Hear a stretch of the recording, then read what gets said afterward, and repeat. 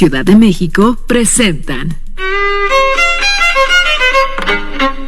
Jueves de Sororidades, construyendo derechos culturales con perspectiva de género. Afrodescendencias, prácticas artísticas y culturales en vinculación con la sociedad organizada. Diálogo impartido por Marejada, Indisciplina de Género.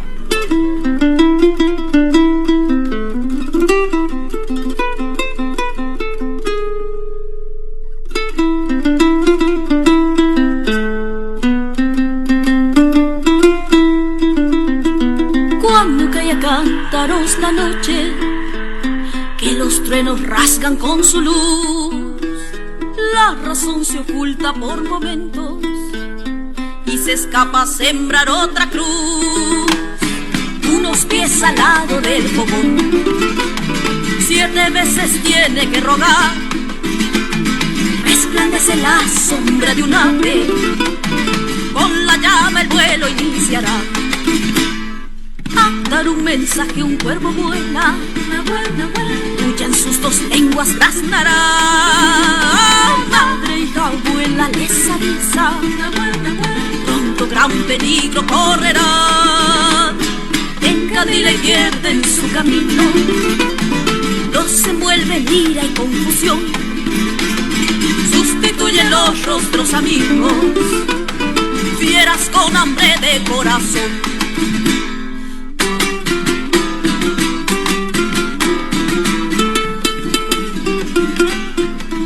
Hola, gracias por acompañarnos a otra edición del Jueves de Sororidades en colaboración con el Instituto de la Defensa de los Derechos Culturales. Nosotras somos Paola Aguiluz y Getsemaní Guevara, coordinadoras de Marejada, Indisciplina con perspectiva de género. Para quienes nos escuchan por primera vez, nos gustaría compartirles que una de las razones que da origen al proyecto Marejada es precisamente la de generar otras narrativas, nombrar y dialogar con voces de mujeres que han estado al margen hegemónico de la historia.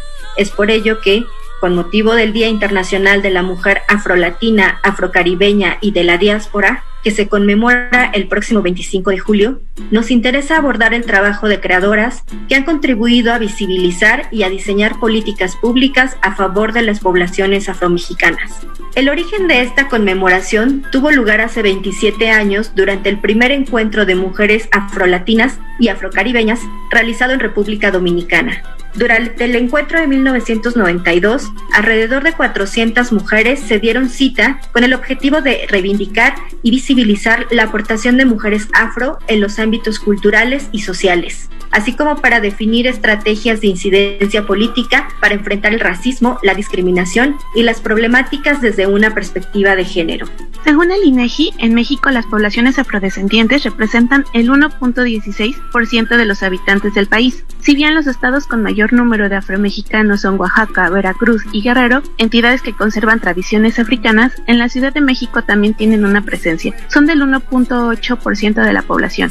Aunque han tenido un papel importante e influencia tanto en el pasado como en el presente del país, se les ha invisibilizado desde la época colonial y gran parte de esta población ha vivido situaciones de discriminación.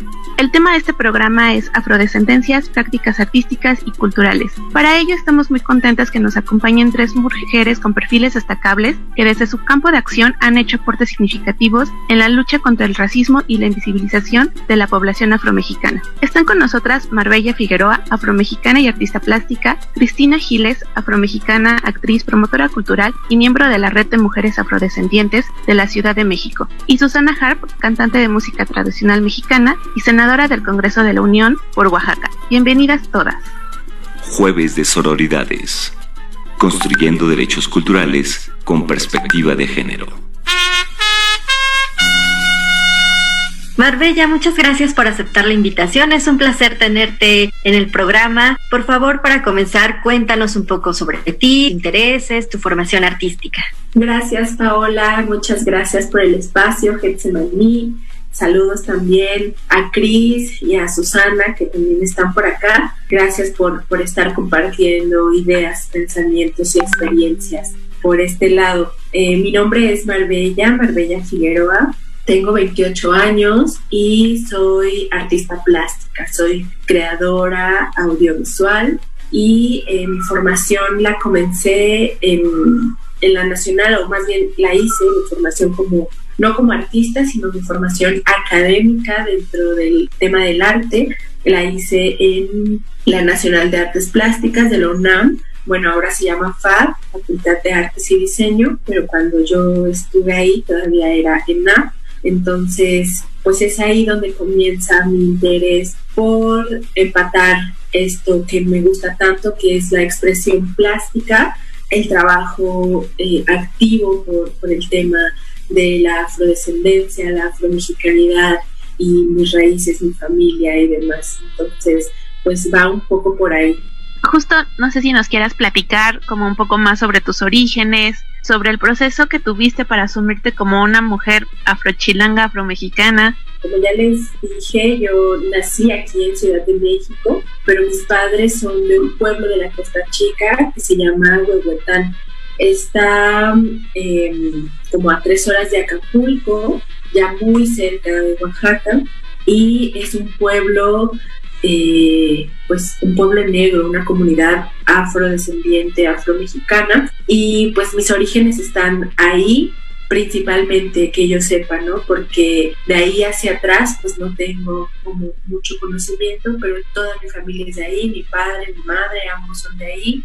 Mi vida está como dividida siempre entre la costa y la ciudad, entonces me encanta como este término de afrochilanga, porque sí, perfectamente siento que me queda, que está hecho como para mí. Y el proceso de asumirme como tal, como una mujer negra, afromexicana, comenzó realmente hace poco. Cuando entré a la universidad decidí que el tema bajo el que yo iba a tratar todo lo que tuviera que hacer, todas las tareas, los ejercicios, las investigaciones, iba a girar en torno a eso, porque yo desde pequeña ya venía cargando como esta idea de sentirme extraña o sentirme ajena por las circunstancias en las que me ha tocado estar, ¿no? O sea, como en la primaria, siempre que me preguntaran que de dónde soy o que de dónde era mi papá cuando iba por mí a la escuela. Oye, ¿tu papá de dónde es? Entonces, es en la universidad cuando comienzo a crear como un interés profundo por trabajar en el tema, porque desde luego que desde que yo soy pequeña sé que soy una mujer negra, ¿no? Toda mi familia fenotípicamente tiene rasgos afrodescendientes. Entonces, desde pequeña yo sé que mi color de piel es este y que mi familia también tiene un color de piel más oscuro, quizá más claro, pero rasgos específicos que nos hacen parecernos, ¿no? Entre nosotros, pero que lo supiera no significa que lo aceptara, ¿no? Fue un proceso distinto el de saberme como una mujer, una persona, una niña afrodescendiente, afromexicana, y aceptarme como tal. Creo que cuando entro a la universidad y comienzo a hacer toda esta enunciación, investigación y a trabajar desde lo que a mí me interesa, que es ahondar en la historia de mi familia, comienzo a entender que además de serlo, es importante que lo acepte y que lo abrace. Todo el tiempo anterior a eso pues había estado negando como esta raíz, ¿no? Queriendo ser siempre más clara o pensando porque mi familia no era de otro lugar, de tal o cual. Entonces me parece que ahí comienza el proceso de enunciación y que sigue, ¿no? O sea, sigue el proceso, aún no termino, sigo descubriendo cosas. Qué importante es esto que nos das, como este proceso de identificación a partir de la universidad. Nos aventuramos por ahí por tu Instagram, revisa algunas de tus publicaciones y encontramos que justo a partir del autorretrato, collage, tú te enuncias y exploras toda esta parte, ¿no? de tu origen, y en una publicación nos llama la atención que dices que te reconoces vulnerable ante el tema de la negritud. Primero reconocerse, pero después como que sientes que no eres una voz autorizada para hablar de ciertas cosas, ¿no? Porque es como que yo no he estudiado tanto o apenas estoy como metiéndome como a este asunto o compartiendo con otras voces, ¿no? Entonces como que uno siempre se limita, que no está autorizada para hablar de eso. Pero bueno, además de lo complejo que nos mencionas, que ha sido un proceso largo en el que continúas, ¿cómo lo abordas en tu producción artística? Pues para mí es muy importante siempre hablar en primera persona, hablar de mis experiencias, hablar de lo que yo siento, de lo que yo creo. Y esto al principio me generaba un conflicto porque me sentía como muy egoísta, hablando como siempre de mí, además de egoísta, egocéntrica, ególatra y todo lo que tenga que ver con yo, pues me hacía sentir que no estaba haciendo lo correcto. Sin embargo, al hablar desde mí, desde mis experiencias, he logrado conectar con las experiencias de otras mujeres, de otras personas, de otras compañeras, compañeros, que también, si no tienen experiencias iguales a las mías, porque nadie puede tener una experiencia igual a la mía, pueden ser similares en cuanto a los puntos de inflexión de cómo nos atraviesan ciertos temas. Entonces, para mí es importante siempre hablar desde mí, y yo me construyo a partir de la historia de mi familia. Es decir, no es como que yo comencé a hacer en 1992 y ya, ¿no? El día que nací. O sea, sí, físicamente, sí es así, pero para mí también es importante hablar de la ancestralidad y de lo que hay antes de que yo estuviera aquí de manera física, ¿no? En el plano terrenal, por decirlo de alguna manera. Entonces, hablar de mí es hablar de mi familia en la costa, hablar de mi familia aquí en la ciudad, hablar de mi padre, de mi madre, de sus propios procesos, de cómo a ellos les ha atravesado esta cuestión del racismo estructural, de cómo se conciben ellos como personas afromexicanas o afrodescendientes. Para mí es importante siempre hablar de mis tías, de mis primas, de mis hermanos, de toda mi familia, de lo que es mi círculo más cercano, y utilizo el arte para darme respuestas principalmente a mí, para generarme quizá incluso más preguntas que respuestas, pero comenzó por ser una necesidad propia, una necesidad individual de no encontrar conexiones o vínculos allá afuera, y pues tener eso pues sí, esa necesidad de hacer un proceso interno que después se fuera expandiendo si es posible, y si no, pues hasta donde llegue, que es hasta mí, y lo que me permite encontrar conmigo es lo que más me interesa. Por eso siempre,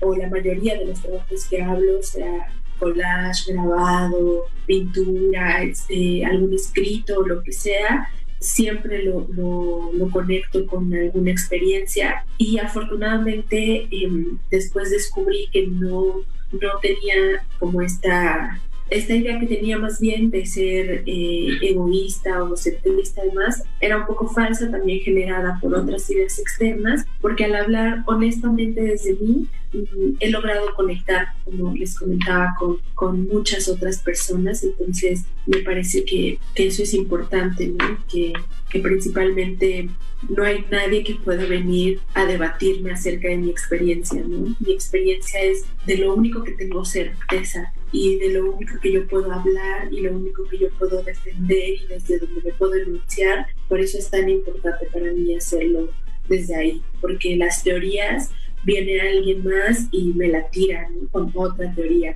pero mi experiencia es mi experiencia y es tan válida como la experiencia de cada una de las demás personas con las que convivo. Entonces, por eso es tan importante para mí partir desde lo individual para ir generando como esa expansión colectiva.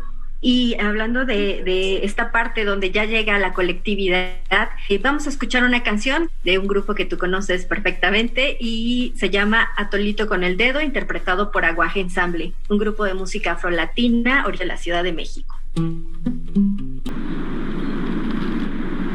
Me subí por la garita, me bajé por la Merced. No soy blanca dejadita, ni pendeja como usted. Jueves de Sororidades. Construyendo derechos culturales con perspectiva de género.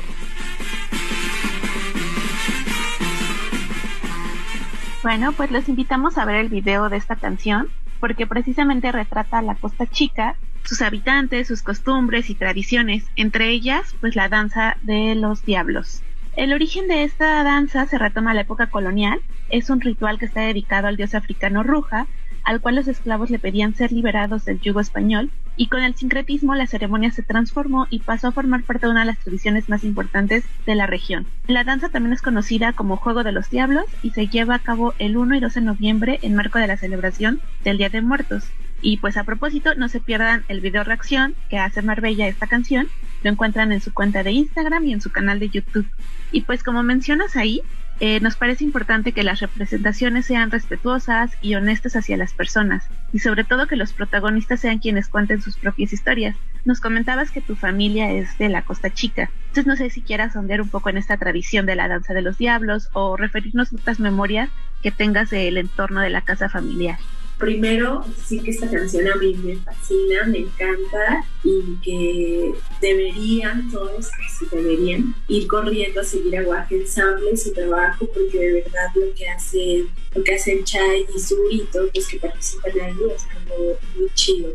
Pues sí, a mí la danza de los diablos me gusta muchísimo. Como bien mencionas, es una danza que se hace en Todos Santos. Es bonito porque cuando uno está en la costa, pero vas sin este sesgo, digamos, antropológico, por decirlo de alguna manera, cuando vas y estás ahí y vives, no de residencia, sino de la experiencia de estar ahí, esta o cualquier otra danza o cualquier otra cosa que suceda, se carga de simbolismos propios de quien la vive. Pero también hay cuestiones que están cargadas de símbolos de la propia danza, ¿no? Esta danza me gusta muchísimo porque utiliza instrumentos que son de raíz africana completamente, como la tigrera, que es este instrumento que, si ven el video pueden observarlo bien. Es este instrumento que es como una calabaza vacía con una vara, un palo. Se llama tigrera porque hace justo el sonido de un tigre al mover el palo, ¿no?, con el cuero. Y también la quijada o charrasca es un instrumento completamente de raíz afro, y me gusta la danza de los diablos más que por lo que pueda representar justo simbólicamente, además, porque yo tengo muchos recuerdos de la costa, y no solo recuerdos, sino vivencias, porque sigo yendo, ¿no? No es como un lugar que dejé ahí y se quedó atrás, y que estoy en contacto con la costa. De los recuerdos que más, o de las vivencias que más me gusta tener presentes y recordar, es las caminatas al río, la recolecta de frutas, caminar por la calle, recoger un ganche y comérmelo así sin estar pensando que está en la calle y está sucio. No sé, tengo como mucho apego a las cosas que han sucedido, sobre todo en mi infancia, que me ayudaron muchísimo para formarme una idea hoy de lo que es, y sin romantizar mi relación con la costa, ¿no? Porque por supuesto que hay muchas cosas que a nivel estructural pues no son tan convenientes para las propias comunidades, pero trato de equilibrarlo, no sé si lo haga bien o no, pero les voy a compartir una experiencia muy rápidamente. El año pasado estuvimos en Corralero otras compañeras y yo, justo por estas fechas. De hecho, seguramente hoy se cumple un año exacto de que andábamos por allá, porque fuimos al encuentro de mujeres afromexicanas en Corralero, Oaxaca, y se presentó esta danza de los diablos. Entonces yo estaba muy emocionada viendo la danza como tal. Tengo conocimiento de dónde surge esta danza y demás, lo que ustedes ya mencionaron al principio. Sin embargo, me costaba ver muchas cuestiones que otras compañeras me hicieron ver, otras compañeras extranjeras. Fui con compañeras de Brasil, de Colombia, y ellas me decían: oye, ¿no te parece que esta danza es sumamente misógina y machista? Y que esta danza representa la hipersexualización de la mujer y tal, y esto, y esto, y esto. Y si les soy honesta, a mí eso me destrozó, de verdad. O sea, sí fue fue muy impactante darme cuenta que al estar tan de cerca y al mismo tiempo verlo desde afuera, me costaba trabajo detectar como estas cuestiones, y al final de cuentas no es que estuviera de acuerdo o no con ellas, pero ellas podían tener una lectura distinta a la mía por venir de contextos diferentes, por tener una historia diferente, y yo quedarme con que no sé quizá del todo, ¿no? No puedo explicar justo con términos cómo funcionan las relaciones personales o culturales en la costa, pero sí sé esos códigos de por qué esta señora estaba sentada de este lado y por qué habla de esta manera y así, y cosas que me cuestionaban mis compañeras que para mí eran completamente normales y que no me habría cuestionado si no hubieran estado ellas ahí. Entonces, como todas estas lecturas que podemos tener a partir del intercambio me parece que son muy importantes, y me acordé ahorita porque pues fue a partir de la danza de los diablos que surgió este tema de charla y de cómo son distintos los procesos en cada país y de las similitudes también que puede haber. Pues es que las lecturas, ¿no?, varían, cambian y todas estas interpretaciones se modifican pues según nuestro bagaje, pero sí es importante esta reflexión colectiva, nos permite ver otras cosas que a veces se nos escapan. Hablando de estas colectividades, pues además de tu trabajo como artista, formas parte de otros proyectos como la Viva Flores de Jamaica y Afrochingonas, y nos gustaría que andaras, por favor, sobre este podcast, quiénes participan y qué temas abordan. Afrochingonas es un proyecto que surgió hace muy poco, realmente surgió a inicios de esta situación actual, de esta pandemia, de este encierro, de esta cuarentena interminable para algunos y que para otros ha pasado como si nada, ¿no? Porque han tenido que seguir saliendo y trabajar.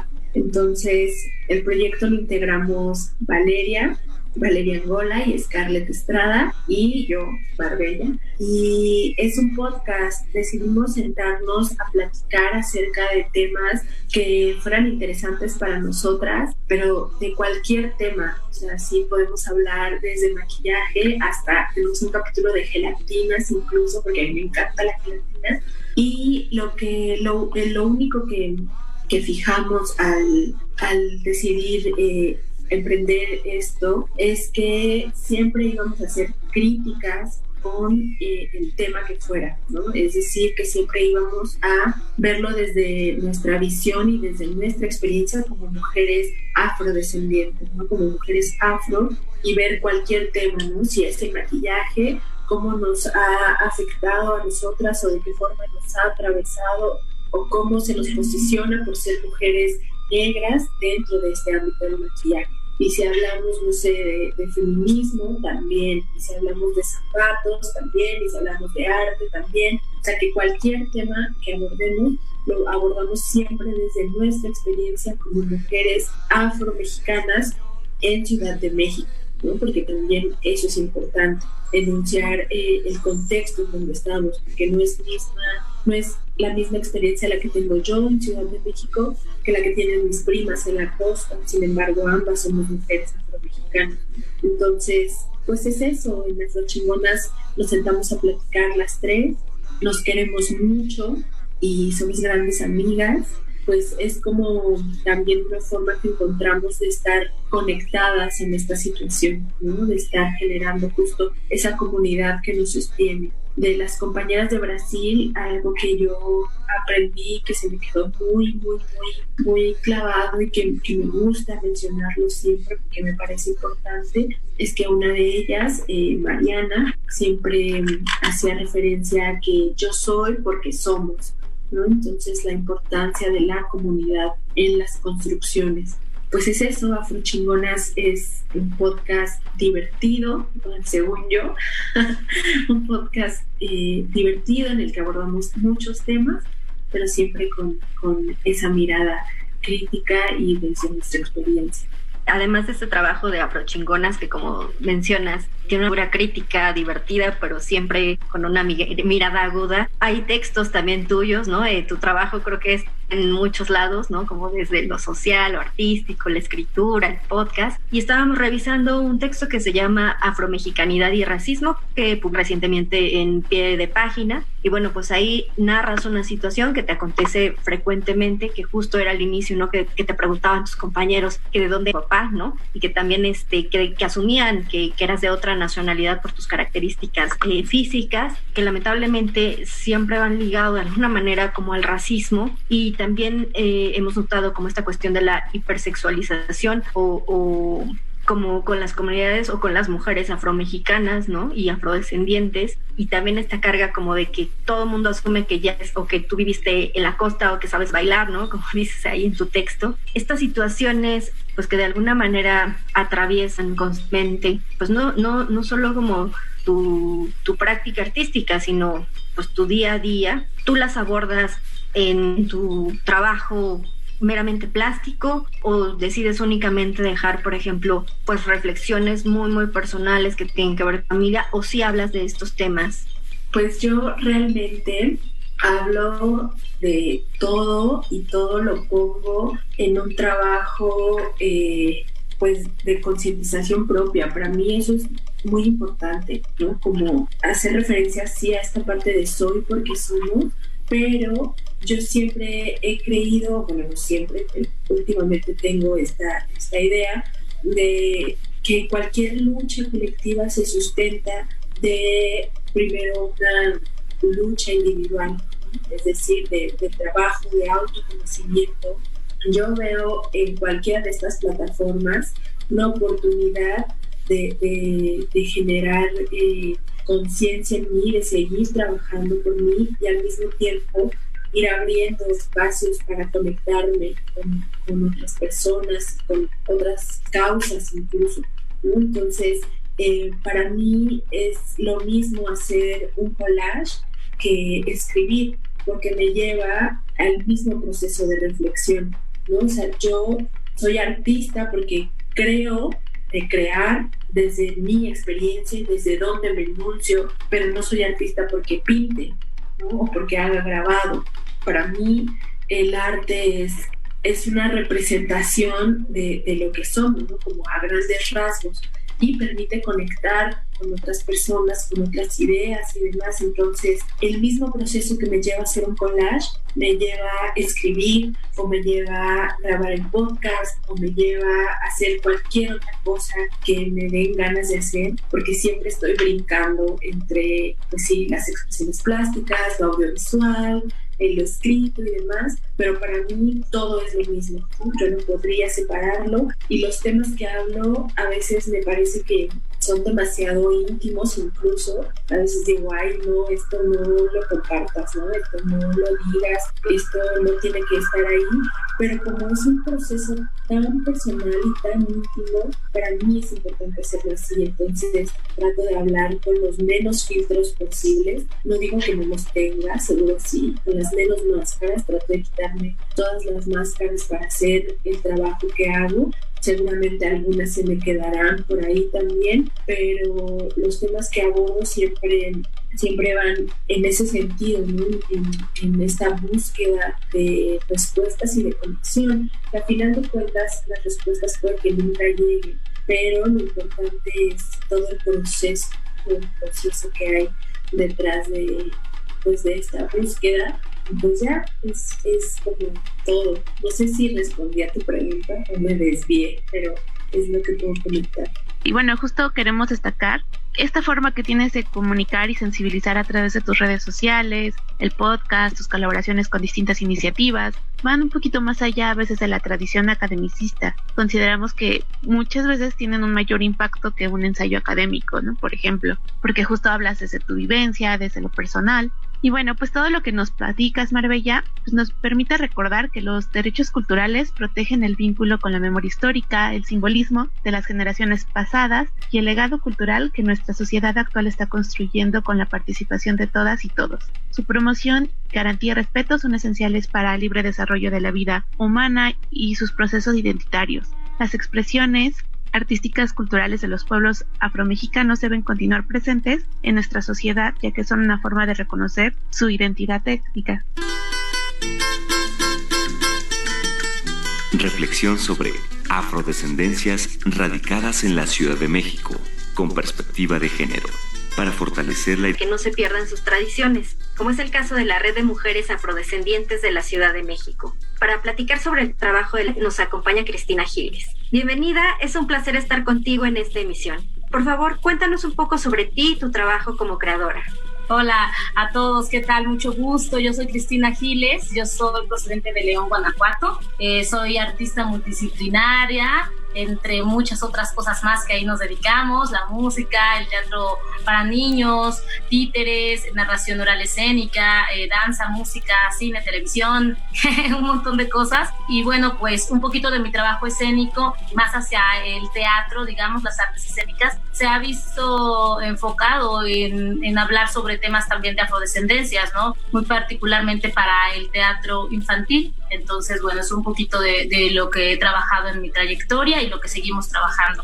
Respecto a tu trabajo en las artes vivas y tu trabajo multidisciplinario, ¿qué proyectos has desarrollado? Bueno, nos comentabas que es sobre todo hacia los niños, ¿no? En la cuestión de los cuentos. No sé si nos quieras contar un poco más al respecto. Sí, pues bueno, yo vengo de una familia que es titiritera, entonces desde muy pequeña me dedico al teatro para niños y a todo lo que está desarrollado hacia las infancias. Y bueno, ya voy creciendo y desarrollo mi trabajo escénico también con muchos más directores y otro tipo de expresiones que van hacia todo tipo de públicos, ¿no? Pero a mí siempre me ha llamado mucho por una necesidad, yo creo, de la oralidad, ¿no? De regresar a esas leyendas o historias que a veces van de boca en boca, la importancia de rascar en nuestras raíces, en nuestras cosmonías, no sé, nuestras formas como seres humanos, ¿no? Que al final de todos tenemos una abuela, todos tenemos esas historias. Por ahí también la necesidad de contar cuentos para niños y de hacer teatro que indague hacia otras formas en que los públicos infantiles y no infantiles, porque por ahí se dice el teatro para niños es para toda la familia, ¿no? En realidad atrapa a todas las edades. A cuestionarse, ¿no? Mucho sobre nuestras carencias y virtudes, ¿por qué no humanas? Y bueno, además de todos tus proyectos artísticos, trabajas en varios frentes en el ámbito social, como activista y miembro de la Red de Mujeres Afrodescendientes de la Ciudad de México. ¿Podrías ahondar sobre el origen de la red, por favor? La red nace el año pasado, que fue el 2019. En noviembre del 2019 nace la Red de Mujeres Afrodescendientes. Y bueno, nace también a partir del trabajo muy arduo que viene desarrollando ya hace varios años mi querida hermanita y compañera Ceci Estrada. Digo, ya son muchos años que se viene trabajando la conformación, pero es hasta el 2019, a partir del primer encuentro de mujeres afrodescendientes que tuvo lugar aquí en la Ciudad de México, y nos reunimos para justo comenzar a debatir muchas cuestiones, no solamente pues desde la comunidad, sino hacia todos los aspectos, ¿no? De las chicas que en este caso ahora conformamos la red, que somos mujeres afrodescendientes radicadas aquí en la Ciudad de México. Entonces, bueno, pues desde este enfoque todas vivimos nuestra afrodescendencia de muchas formas, de muchas maneras, no todas somos a lo mejor originalmente mexicanas de la ciudad, hemos migrado, como pasa como comento algunas de mis compañeras. Entonces, muy interesante nuestro ejercicio de preguntarnos y encontrarnos en este espacio para hablar y compartir nuestra experiencia como mujeres afrodescendientes, ¿no? Y construir también. Pues sin duda la creación de esta red es muy necesaria, y no sé si nos quieras contar como cuál es el objetivo central y un poco de lo que están haciendo, su trabajo, ¿no? ¿Qué otros eventos hay o qué es lo que se espera de la red?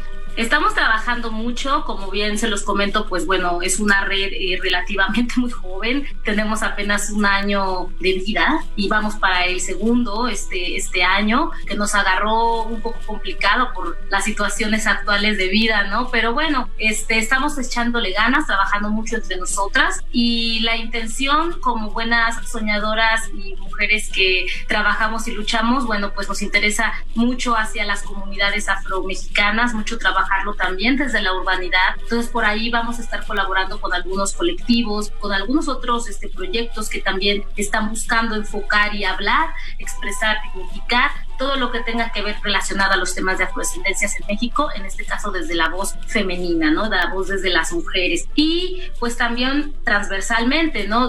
Para mí el femenino es igual a vida, y nosotros hablamos también hacia todas las formas de vida y de expresiones de vida. Entonces, bienvenido sea todas las transversalidades que atraviesen, pues sí, quizás desde nuestro eje femenino, yo como mujer, ¿no? Eso prácticamente es lo que estamos trabajando en la red, y bueno, además de muchísimos otros proyectos relacionados relacionados, bueno, con creaciones de espacios, de foros para el desarrollo humano, ¿no? De cada una de nosotras y las hermanas que también estén buscando un espacio donde fortalecerse intelectualmente, donde fortalecerse en todo sentido para que podamos cada vez más estar unidos desde la comunidad afromexicana. Justo estábamos revisando, ¿no?, los proyectos que tienen en puerta con la red y nos llamó la atención justo la creación, proponer un espacio, un centro cultural o un museo. Para tan necesario es que exista un lugar específico que albergue, difunda y genere redes y conocimiento acerca de la historia, de las aportaciones de la cultura afrodescendiente. Y, por ejemplo, hablando únicamente del ámbito expositivo, han sido muy escasas las en torno al trabajo de mujeres afromexicanas, o por lo menos que aborden el tema en general de las afrodescendencias. Por ejemplo, exposiciones más que se han hecho al respecto, está la de Africaamericanos, que se presentó en el Centro de la Imagen en el 2018 y que ahí, bueno, lo que querían era hacer una revisión documental y artística sobre las realidades afrodescendientes y buscaba incidir en la construcción de imaginarios en torno a los pueblos de origen africano de 15 países de América Latina, y a su vez tenía la intención de generar nuevas visualidades sobre las realidades difusas o poco conocidas. Pero bueno, estos son ejemplos realmente muy contados, ¿no? Y que además, por ejemplo, en este caso pues abordaban toda América Latina, no se centraban solo en México y mucho menos como en el trabajo exclusivo de mujeres.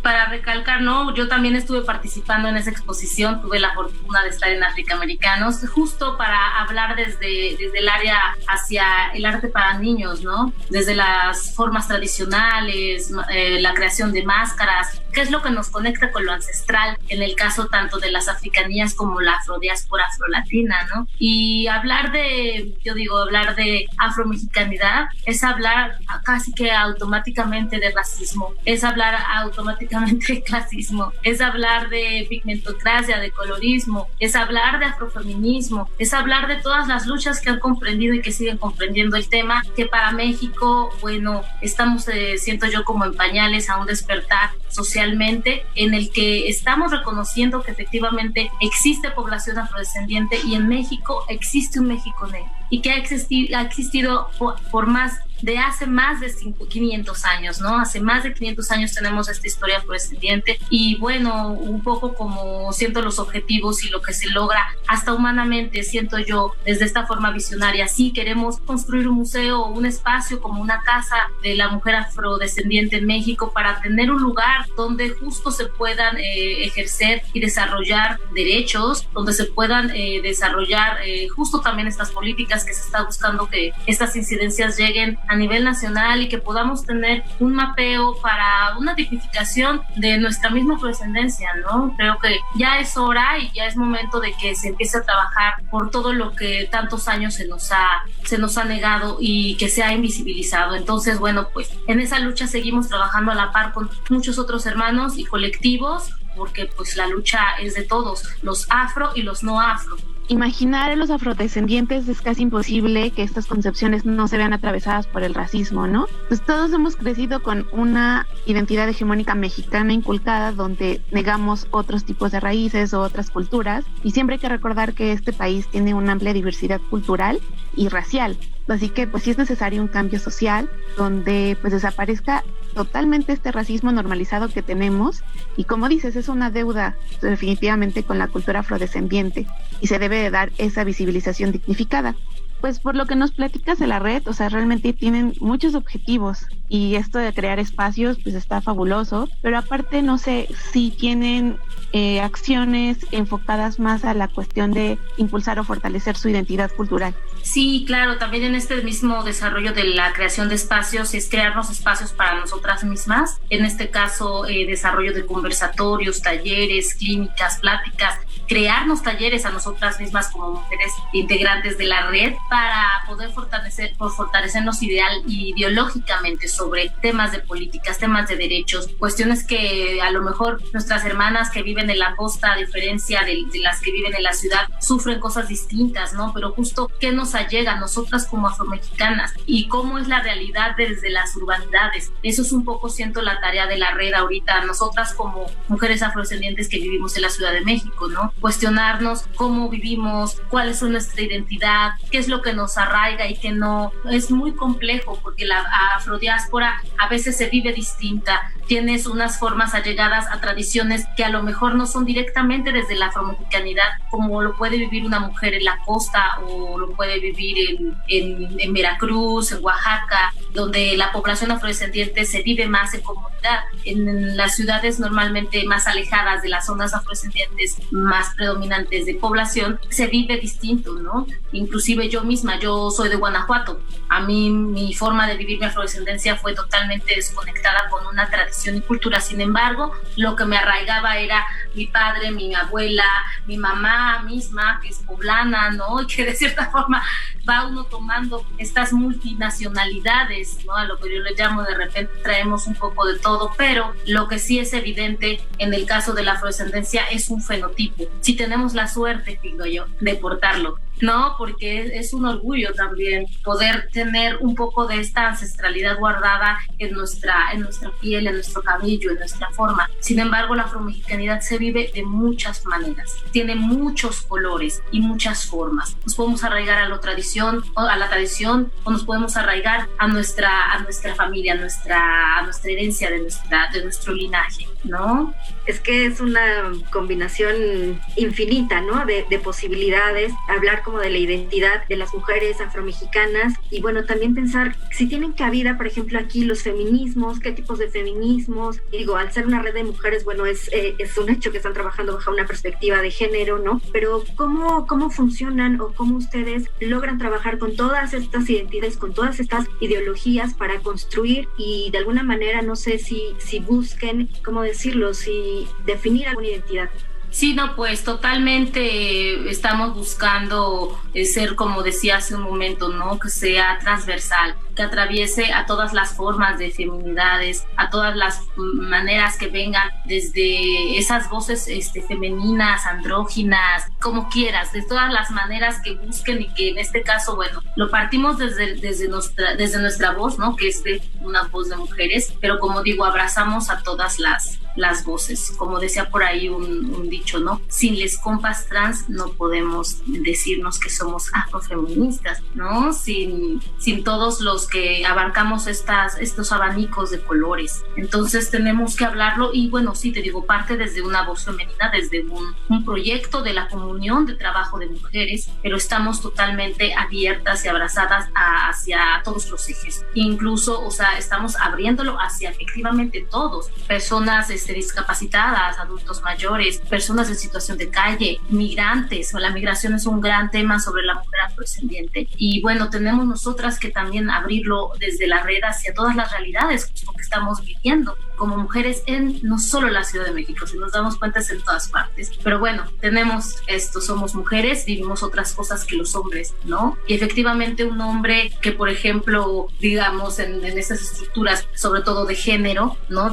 Donde se feminiza, entonces para las sociedades es recriminado por esa feminización del hombre, entonces ya automáticamente es eso, no es recriminado, es humillado. Nosotras como red de mujeres abrimos este espacio hacia, te digo, todas las formas y expresiones, gran abanico de colores para sumarnos a esta lucha que al final siento que buscamos lo mismo, ¿no? Una dignidad, una voz, una libertad y una dignificación. No solamente por una visibilización, sí, ya estamos aquí, siempre hemos estado aquí, seguiremos aquí como afrodescendientes, pero la cosa es cómo construimos ahora desde comunidad y, bueno, los retos sociales actuales. Estamos viviendo un tiempo de racismo bastante duro, bastante fuerte, en cómo se está destapando muchas cuestiones, en que se siguen practicando ejercicios dentro de estos racismos sistemáticos hacia muchísimos frentes. Entonces, ¿cuál es nuestra responsabilidad también dentro de esta gran lucha en donde se suman las voces y el trabajo de muchos hermanos y compañeros a lo largo de muchos años? Bueno, pues darle frente a lo que podemos tener en nuestra mano. Por eso es la importancia de estos espacios y conversatorios para poder desarrollar el diálogo y que más personas, yo digo, el objetivo sería que a cualquier mexicano en cualquier parte del mundo que le preguntes qué es Afroméxico, qué es un afromexicano, te sepa contestar, te sepa decir, y de eso se trata, que nos enriquezcamos todos como sociedad y como país. pues ojalá que realmente esto se logre pronto. Y aparte de este problema de racismo que vivimos, también vivimos una época donde se atraviesa la violencia de género, ¿no? Y creo que ustedes como mujeres, o sea, están atravesando doble lucha, tanto por el racismo como mujeres también son invisibilizadas en esta lucha de feminismos, ¿no? O sea, y esto me recuerda a que leí hace poco un texto que se llama "¿Y los feminicidios de las mujeres negras cuentan o ni siquiera se cuentan?", que fue publicado en afrofeminas.com, y lo traigo a cuenta porque justo he estado pensando que mediáticamente se da mayor cobertura a ciertos feminicidios con ciertas características, y realmente los de las afrodescendencias no se habla, no se cuantifica, y si no los cuantificamos, ¿cómo sabemos que están pasando? Obviamente están pasando y han pasado por años, ¿no? Y por siglos seguramente. Entonces, pues ustedes retoman varias veces en lo que dicen, en sus objetivos, que también van a luchar contra una violencia de género, la discriminación y el racismo estructural que impera en nuestro país, ¿no? No sé si nos quieres platicar un poco sobre este punto. Justo, ¿no? Como decía ahorita, bueno, el desarrollo primeramente desde el fortalecimiento a nosotras mismas como mujeres dentro de la red, y por otro lado nuestro trabajo activista que se está enfocando a trabajar también directamente en la inserción de ciertas comunidades y grupos afrodescendientes en varias partes, ¿no? Tanto en la Ciudad de México, desde la urbanidad, como en otros espacios fuera de la Ciudad de México. Mucho trabajo en escuelas. La idea, bueno, pues es sí sensibilizarnos a nosotros como desde mujeres y en general, ¿no? Hablando de perspectiva de género, como decía, ¿no? Atravesamos una forma en cómo hablar y ser totalmente inclusivo desde nuestras voces como mujeres, desde nuestra fuerza femenina. Hay una gran cantidad de historias y de historia de luchas y de resistencias afrofeministas. El caso de México es un caso que está en construcción. Hablar de afrofeminismos en México ahorita es algo totalmente novedoso para muchas, por ejemplo, mujeres que lo vivan y lo viven en comunidad, ¿no? Entonces es un espacio muy importante de crecimiento y de desarrollo para nosotras como mujeres dentro de nuestra comunidad afrodescendiente y dentro de la afrodiáspora, para enriquecernos con muchas otras formas, ¿no? He tenido la fortuna de compartir con muchas hermanas aquí en la Ciudad de México, grandes hermanas que están luchando y expresándose y compartiendo desde muchísimos frentes, ¿no? Justo nuestra hermanita Marbella, muchas artistas, muchas activistas, y hacia muchísimos otros lados, ¿no? Investigadoras, maestras, abogadas, policías, hacia muchísimos espacios donde justo ahí es donde se entreteje los tejidos sociales, porque es donde podemos enriquecer para saber qué es la necesidad, no solamente yo como artista, qué está haciendo mi compañera y cómo podemos crear un proyecto que socialmente incida para que entonces se esté hablando multidisciplinariamente de todas las problemáticas, para buscar al final de cuentas dentro de este diálogo una expresión, una solución, en este caso desde nuestra voz femenina.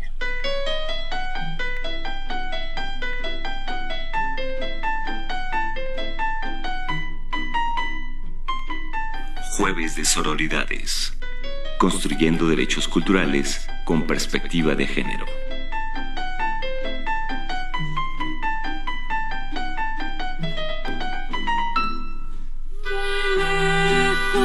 Estoy de ti, rincón de ensueños y flores, la tierra donde nací, y en donde están mis amores. Acá vives en mí, y yo por ti doy la vida.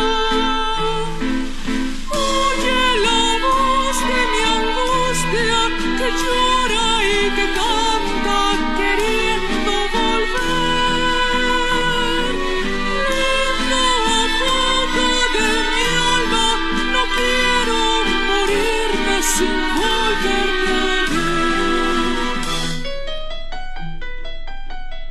Estas acciones favorecen a eliminar los estereotipos, juicios que giran en torno a estas poblaciones y que se asientan en el racismo. Aunado a ello, un gran paso que se dio en política pública fue la reforma del artículo 2 de la Constitución, iniciativa que logró el reconocimiento del pueblo afromexicano. Dicha reforma fue impulsada por la senadora Susana Hart.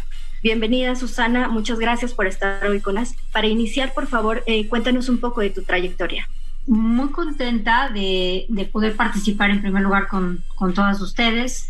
Pues yo hace muchos años estoy trabajando en comunidades indígenas y afro-oaxaqueñas, básicamente, y tuve la oportunidad desde el 2006 de empezar a hacer una recopilación de música afromexicana, y ahí fue cuando pues tuve la conciencia plena de cuántas comunidades, incluso municipios completos había en mi tierra y en todo lo que le llamamos Costa Chica, o sea, esta parte que va desde Huatulco, Oaxaca, hasta Acapulco, Guerrero, de la presencia de estas grandes culturas. Y a partir de ahí, pues hicimos varias producciones, tanto yo de manera personal como cantante, como producciones grupales. Hicimos un festival muy grande que se llamó Santa Negritud, la raíz olvidada, donde incluíamos muchísimos otros artistas visuales, danza, música, pintura, en fin. Y cuando tuve la oportunidad de esta invitación para participar como senadora por Oaxaca y logramos estar presentes, pues la primera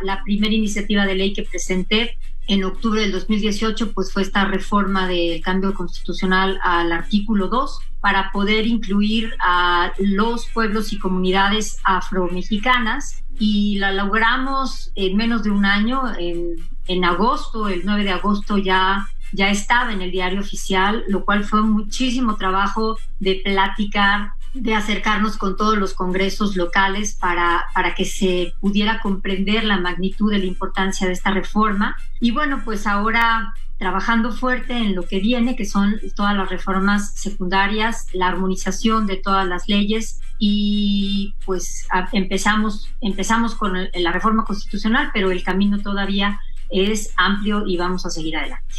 Nuevamente, muchas gracias por aceptar la invitación. Vamos a regresar un poco pues al tema, lo que nos trajo aquí, que es la conmemoración del primer encuentro de mujeres afrolatinas y afrocaribeñas. Pues como sabemos, el acuerdo de ese encuentro fue el Día Internacional de la Mujer Afrolatina, Caribeña y de la Diáspora. Pero ¿qué otras repercusiones tuvo este evento a lo largo de la historia o de esta historia contemporánea, Susana?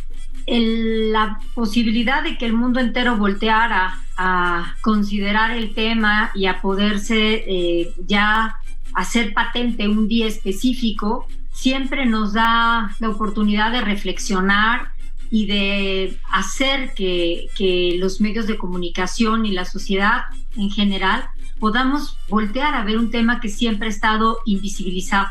Yo siempre digo que la peor de las discriminaciones pues es esta, la invisibilización. Y este tipo de días tendrían que no existir, pero existen por la necesidad de la reflexión y por la necesidad de estar poniendo el dedo del renglón y seguir trabajando de manera conjunta en todos los temas pendientes, en este caso, pues en el tema de las mujeres afro-latinas o afro-mexicanas, en fin, podemos llegar hasta una comunidad específica. Así es que enhorabuena por este gran esfuerzo que inició en República Dominicana y que ahí vamos, poco a poco este oleaje ha llegado a lo más profundo de las comunidades del continente. Sin duda ha sido una larga lucha por el reconocimiento de los derechos y bueno, y también para empezar de la comunidad afromexicana en México, ¿no? Que había estado, justo como señalas, invisibilizada.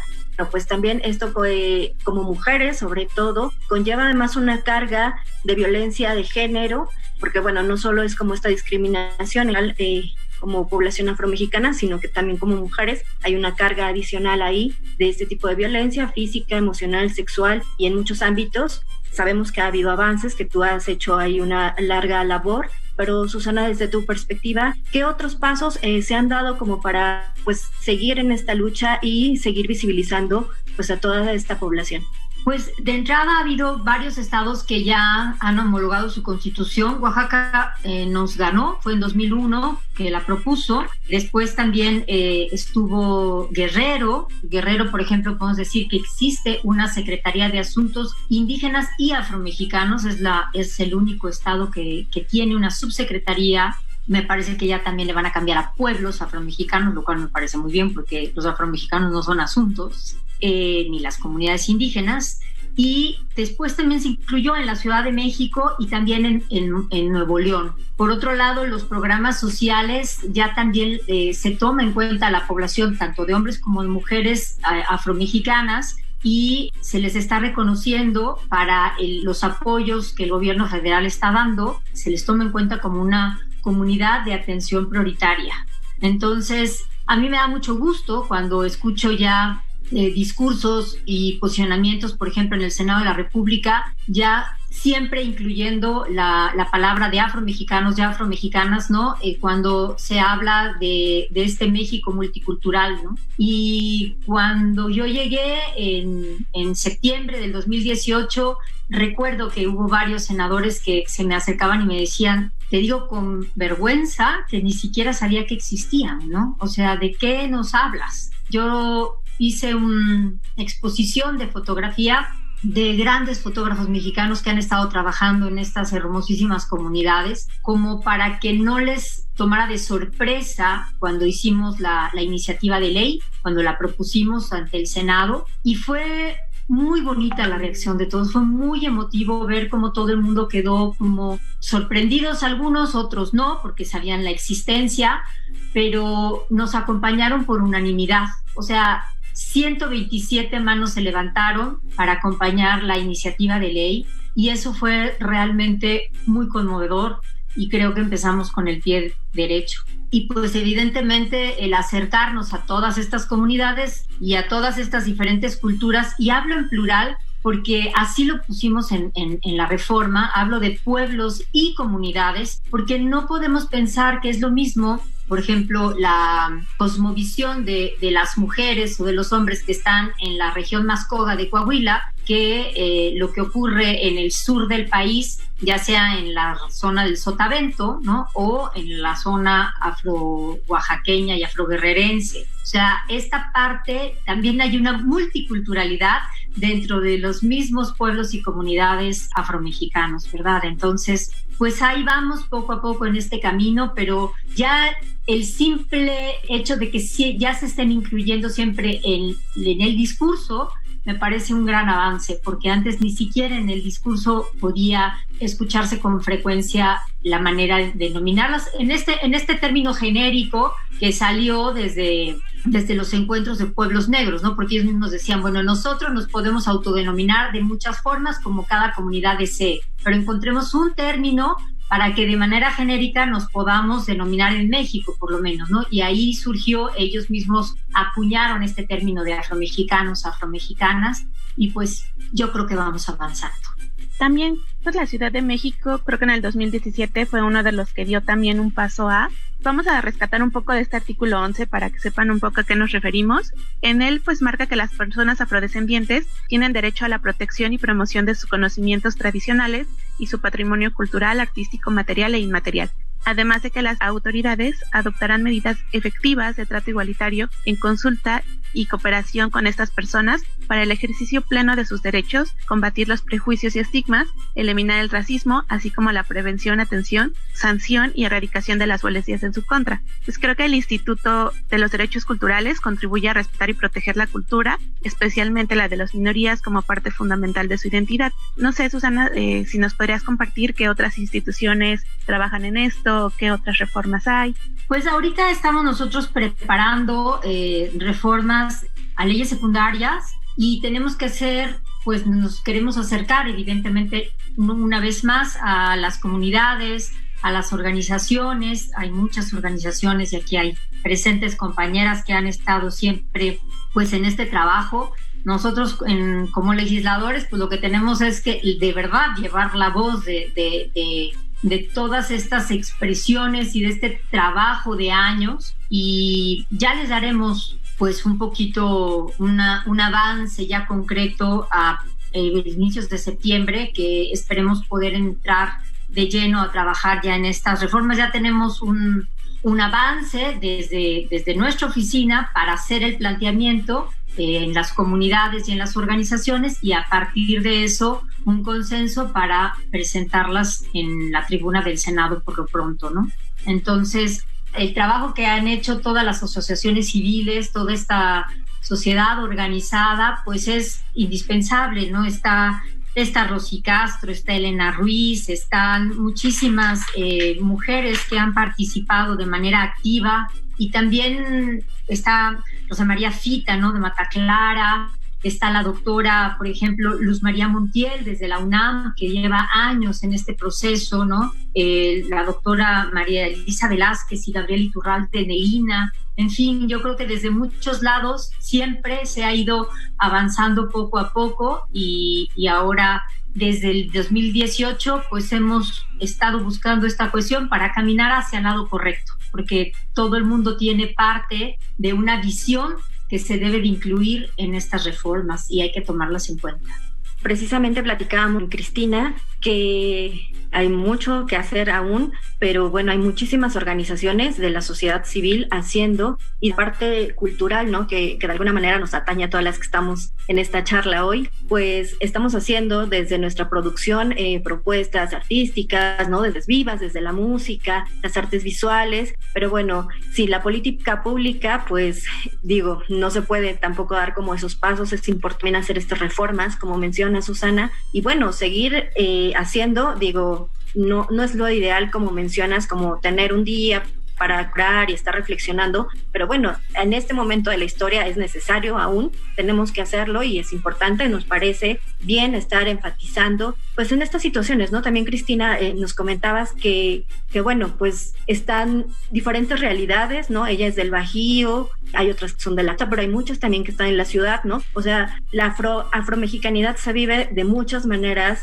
También pensamos en las poblaciones LGBT+, o sea, es algo muy, muy complejo, y son como muchos caminos que hay que recorrer y hay que abrir esos espacios. Susana, no sé si te gustaría agregar algo a manera de conclusión. Pues que esperamos con ansia los resultados del Censo 2020, que también de manera conjunta todas estuvimos trabajando para que se diera el mejor resultado. Fue una lucha y una batalla desde la sociedad civil para que se pudiera incluir la pregunta en el 2015 en este intercensal, que nos dio una cierta luz. Sin embargo, tuvimos claridad de que hubo una desviación en la pregunta por la manera en la que se hizo. Por eso ocurrió de una manera extraña que el Estado de México resultara con la mayor población de afromexicanos en ese momento y afromexicanas. Entonces hubo un sesgo en la manera de preguntar. Entonces hubo muchísimo más cuidado ahora en el Censo 2020, y pues ni modo, entró la pandemia y pues nuestro país y prácticamente el mundo entero se puso en espera, y ahora tenemos mucha necesidad de saber estos resultados, porque eso también nos va a dar una gran dirección, nos va a dar una gran claridad para saber hacia dónde tenemos pues que enfocarnos más. Está toda la parte de Tijuana, ¿no?, que hay muchísimos nuevos afromexicanos, de todos estos haitianos que llevan ya tiempo en nuestro país y que ya han nacido sus hijos y que ya son afromexicanos, o como bien decías, en la Ciudad de México y en muchos lugares. La diáspora pues está en todos lados.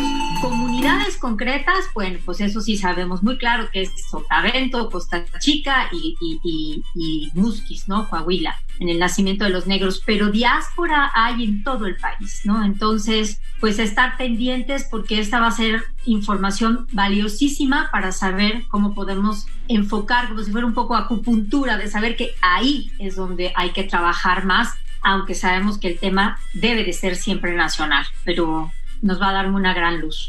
Con perspectiva de género, para fortalecer la identidad afromexicana y la lucha contra las violencias de género, discriminación y racismos.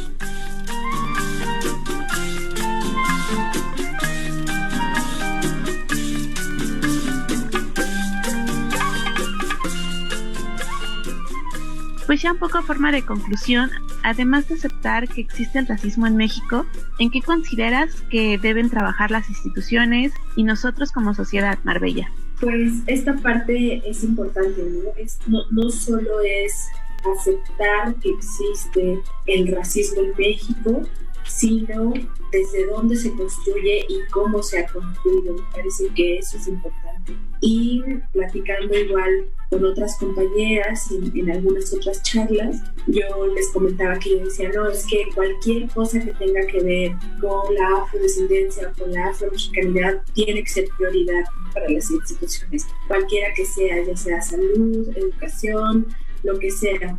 Pero al mismo tiempo me sentía un poco contradictoria, porque al decir lo que sea es como no centrar, no focalizar en algo en específico. Y justo teniendo una charla con otras compañeras, una de ellas dijo que sí, que estaba de acuerdo con lo que yo decía, pero que más bien, justo para no perder el enfoque, era que las instituciones, el gobierno y toda esta estructura integren el tema de lo racial a sus prácticas, a sus ejecuciones, a todo. Entonces, desde ahí podríamos cubrir como todo esto de lo que yo hablo y que al final parece que se disuelve, ¿no? Entonces, si hablamos desde la educación, por ejemplo, meter ahí este sesgo racial, no solamente hablando del indígena, sino también de la afrodescendencia, de las raíces asiáticas, de las raíces judías y de todas las demás que están presentes en la cultura mexicana. Me parece que es eso. Y en cuanto a los procesos personales, para mí siempre es importante como estar en contacto con otras personas para salir como justo del yo, ¿no? De este mundo que me creo a mí para hacer preguntas y respuestas y demás. Entonces, me parece que acercarse a las experiencias de otras personas que están viviendo esta realidad, que son atravesadas o que somos atravesadas por el racismo, es importante porque permite ampliar la perspectiva. Y además de eso, pues siempre estar dispuestos a escuchar cosas, aunque no sea lo que queremos escuchar, ¿no?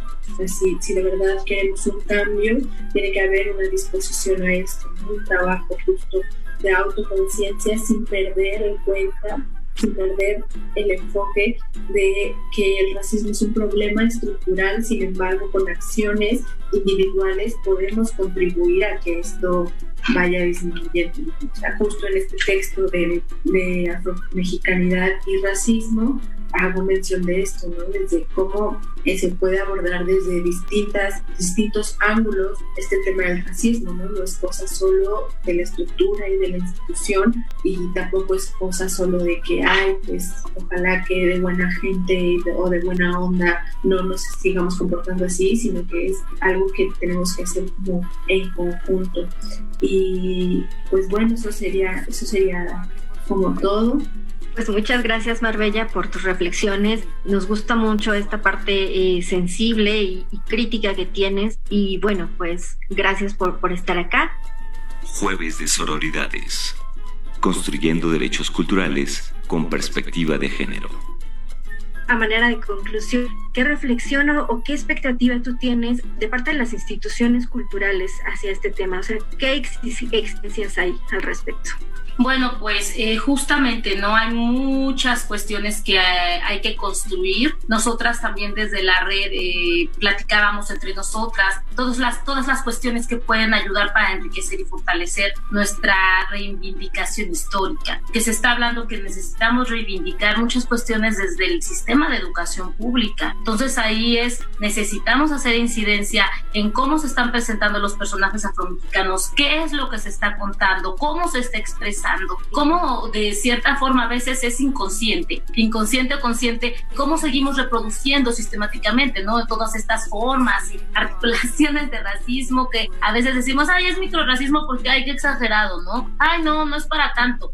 Pues en el no está para tanto y en el no exagerado es el que más debemos de tomar atención y donde más debemos de checar qué es lo que estamos reproduciendo y qué no. Nos puede parecer una falta mínima, pero para otros no lo es. Entonces necesitamos cuestionarnos nosotros primeramente desde quiénes somos, desde dónde estamos parados, desde sí mi color de piel, pero también mi familia, pero también mis privilegios, pero también mis quehaceres y también mi ser. Al final de cuentas, como seres humanos y como personas, ¿qué seguimos haciendo y qué no seguimos haciendo para poder, pues bueno, seguir estando de una manera más consciente y más, digamos, relacionada con nosotros mismos? O sea, relacionada en un sentido humano. Lo digo yo como artista, ¿no? Mucho de esto, si no tuviéramos esta parte política y social, pues no podríamos cuestionarnos muchas de las cosas. No solamente se trata de algo estético, se trata de nuestra gente y de nuestro público. En este caso,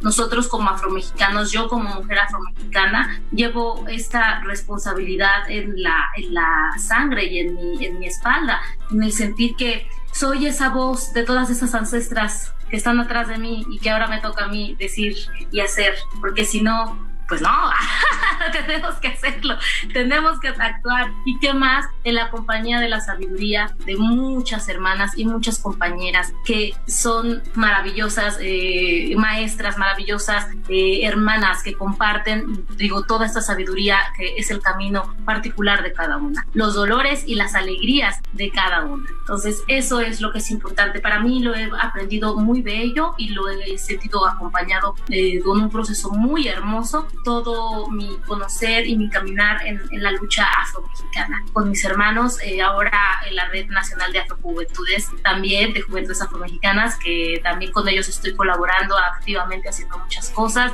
Estoy encantada porque son una serie de chicos muy trabajadores y bueno, pues qué digo, con mis hermanas de la Red de Mujeres Afrodescendientes estamos tratando de armar y crecer una red también nacional donde justo, ¿no?, podamos focalizar, trabajar y reflexionar sobre todos nuestros frentes y diferentes maneras de vivir nuestra afrodescendencia. Entonces es un trabajo arduo, es un trabajo largo, pero muy reconfortante porque al final vamos a justo, ¿no?, a hacer comunidad y enriquecernos entre todas. Entonces pues ahí vamos, estamos trabajando. Jueves de Sororidades. Construyendo derechos culturales con perspectiva de género. Muchas gracias a las tres al estar con nosotros hoy. De verdad es que nos dejan pensando mucho que es un trabajo arduo el que tenemos que hacer todos. Toda la población debemos de trabajar en esto y que, pues bueno, el arte y la cultura nos pueden ayudar a promover acciones encaminadas a prevenir y erradicar el racismo, ¿no? Los discursos de odio, los actos y las manifestaciones de carácter discriminatorio hacia su población afrodescendiente y reconocer sus aportes a la cultura de México. Pues como decíamos y hemos repetido mucho, es una deuda histórica que se tiene y que pues tenemos que remediar esto, ¿no? Es una obligación continuar implementando políticas públicas destinadas a su población. Los invitamos a consultar la cartilla de los derechos culturales de la Secretaría de Cultura de la Ciudad de México. Recordemos que el conocimiento de la cultura facilita el reconocimiento de nuestra identidad, nuestro punto en la historia y el camino que debemos seguir. Entender y comprender nuestra cultura significa, además, la responsabilidad de respetar, cuidar y valorar todo aquello que nos define. Muchas gracias, Cristina. Ha sido un placer charlar contigo. Esperemos coincidir pronto nuevamente. Esperemos que sí, chicas. Un placer y pues bueno, por parte de todas las mujeres de la red, que somos muchas, no pudieron estar aquí presentes. Yo les digo muchísimas gracias por el espacio y pues síganos igual por nuestras redes sociales. Les invitamos a que nos sigan y bueno, si se puede, contribuyan de la manera en que guste cada quien para esta lucha que creo que nos concierne a todos, que es esta lucha contra la violencia, la discriminación y el racismo. Dejen que su cuerpo hable por su cuerpo y que su lengua hable en el cuerpo de su amada.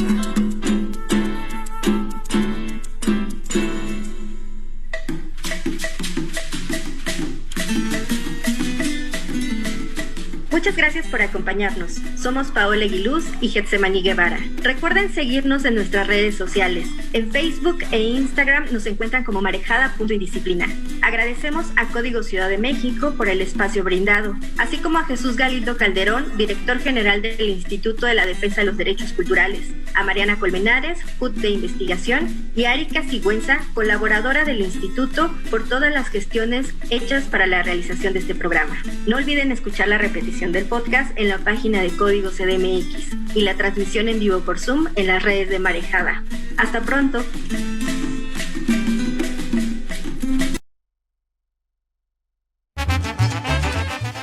Meetup 2020, celebración de las identidades indígenas de la Ciudad de México.